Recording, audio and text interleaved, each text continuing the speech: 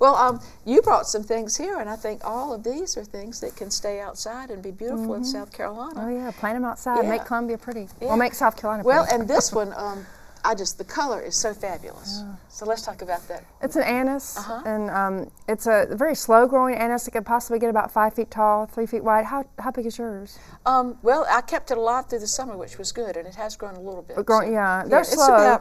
It's about like so, yeah. Yeah, but a shady spot, absolutely gorgeous. Well, and what's so nice is I've kind of put it in, I've got a part of the yard I wanted people to go and look at, and I put it in a shady area over there, and it's so pretty. People want to go over there and look at it. I mean, it really is like, it's like, you know. It doesn't revert to green, and it doesn't have to have sun to keep that gold It's just been leaf. beautiful, yeah, it really is pretty. And then also, when I was little, my mother would always crush an anise leaf for us, and so I've always loved to have that in my yard because it's something you can do with your kids. Oh yeah. Do you ever do that with John Charles? Yes, all the time. Yeah. It's a wonderful fragrance in the. He's very tired of it. Yeah. Well, he'll remember it when he grows up. He'll say, "My mama used to do that." He'll get a tear in his eye. Okay, well, what have we got next to that? The Abelias, and a lot of cultivars of those coming out now. This one's probably a 5-6-year-old cultivar. It's Kaleidoscope. It stays gold, and it has the red tinges and orange tinges. It does better probably in full sun. Mine gets a little part shade at home. It'll get a little bit leggy. If you don't like that, just cut it back to the bush. But so it stays more compact in full sun.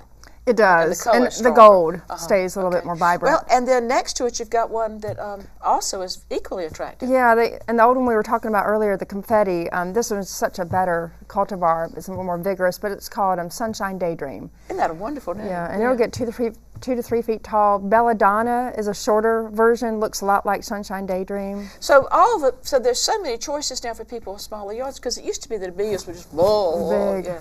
It had shoots all over the place. Well, when we were looking at these today, when I was at Millcreek Greenhouses at your nursery, it was wonderful to see the pollinators, little bees, and butterflies on them. Still all over those. I guess is it that tubular flower they have, Vicki? It is. They really enjoy that. It's amazing whenever you start looking at these things to see just the different types of pollinators, and they don't all have to be a honeybee. Bees or I mean, there's tons of flies, and there's lots of wasps, and like you said, the moths and the butterflies I could see.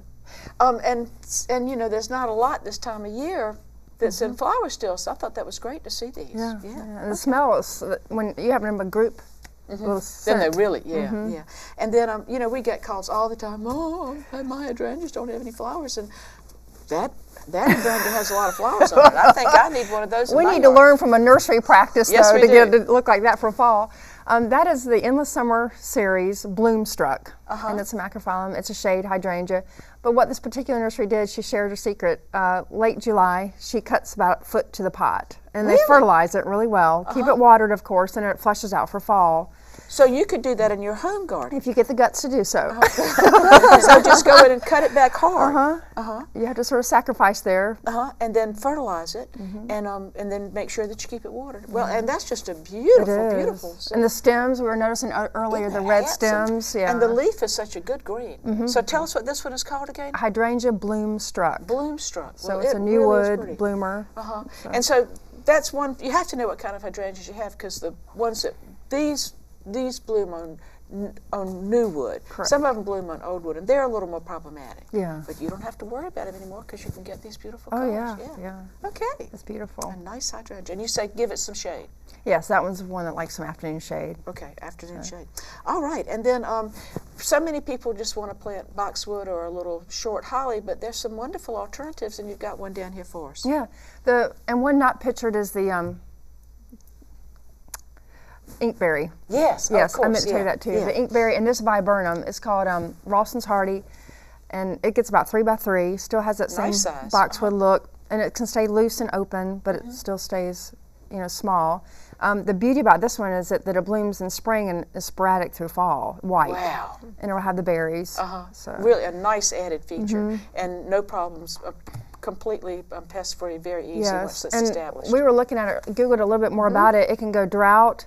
It can stay wet. Whoa. It can go sun or shade. Really? So You've yeah. had some experience Great with it? rain garden plant as well. Yeah. And so it can handle in landscapes like a drought, like we had for a while even Yes. this past summer, but it also can handle more boggy conditions. So I wouldn't put it in standing water by any means, like at the base of a ditch, but can handle really boggy conditions really Good well heavens. also. Well, you know, it's always so nice to have something that is woody for a rain garden other than Henry Spire.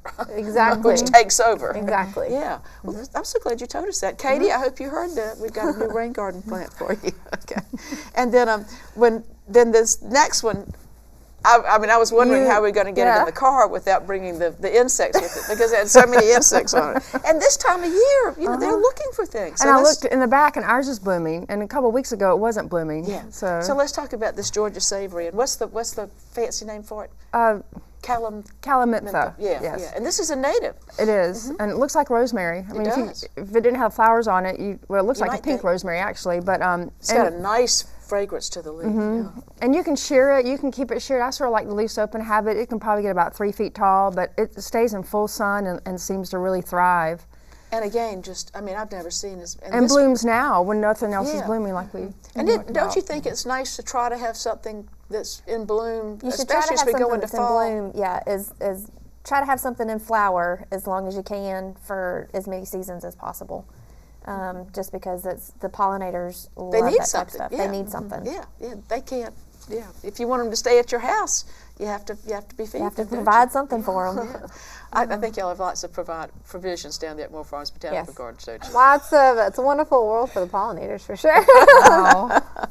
Okay, and then people, people love to have something structural in a container, and it's kind of hard to find the right plant sometimes. But this has got some different Yeah, aspects to it, a doesn't it? juniper, and it's beautiful. We love it. It's soft touch. Yeah, it's not it It's doesn't not- prickle yes. you. Yeah. And this one, but let's talk a little bit about the color. It's called gold cone. During the winter, it sort of goes a little bit green, but then in the spring, the new growth is gold, and it is beautiful. It's called gold cone. And how big is that one going to get? About 5 feet tall, and it gets a little more narrow than I thought, at only 1 to 2 feet. Oh, so it's really So it structured. is, Yeah, yes. Yeah. So if you want that look, it'd just be the perfect thing to have. And they're nice because they can really take the heat, can't they? Yes. Could sit in the And be full in a sun. container, but also stay, you want to keep it moist but well drained Oh, of in a course, container. yeah, So yeah. even though it's a Okay. juniper. And then we have a laurel petal. I mean, I'm kind of of two minds about laurel petal, but you said this one is so pretty when it blooms. So let's talk about this one. It's so pretty. This one's called Snow Panda, a lot like the Carolina Moonlight. It'll get about 8 to 10 feet tall. So if you want a medium-sized tree, you could limit up and make it that way. And I think that really is a great way to use the larger laurel petal because they're they just rangy looking. But as they age, don't the trunks get some character? Oh yeah, we worked in a yard a couple weeks ago, and a lady across the street had a beautiful lower pedalum that was treed. But the beauty about this one, it's white blooming, and it does remind me of the Rocky Mountains with the spring snows. But it's a gorgeous shrub, and it could be an evergreen small tree. Well, I have not seen the Rocky Mountains in the snow, so maybe I'm going to have to plant a lower petalum snow panda in my yard. But I'm going to think about that. Okay.